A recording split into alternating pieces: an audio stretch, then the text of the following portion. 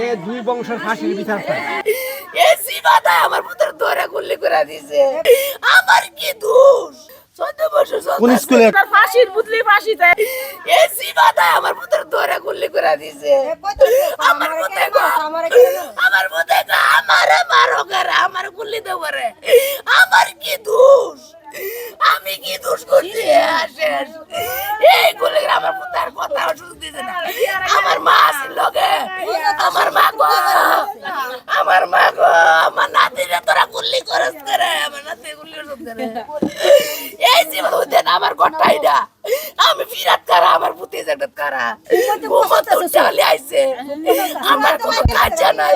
কেরে মারলো আমার পুত্রে, আমার পুত্রে কেরে মারলো? 14 বছর কোন স্কুলে পড়তো? Saydabad primary school. আপনার স্বামী কি প্রবাসী? সায়দাবাদ ঝগড়া আর এন্দা ভালো সরা সায়দাবাদ এন্দা। আপনার নিরপেক্ষ? নিরপেক্ষ কোনো কাজ নাই। আপনার ছেলে গুলি করছে কে? কোন আমার পক্ষ? ছেলের গুলি করছে নাম সাইনা, ডাক নাম জানি কি, মালের বহুত বুলাবারে। এটা কার পক্ষের লোক? মানে পাঁচটার লোক নাকি বালুচরের লোক? পকেরে বিলের কোন পক্ষের? বালুচরের পকেরে লয়, তার বালুচরে কেউ আইছে না, আইছি তা নয় বোলাবাড়ির তা?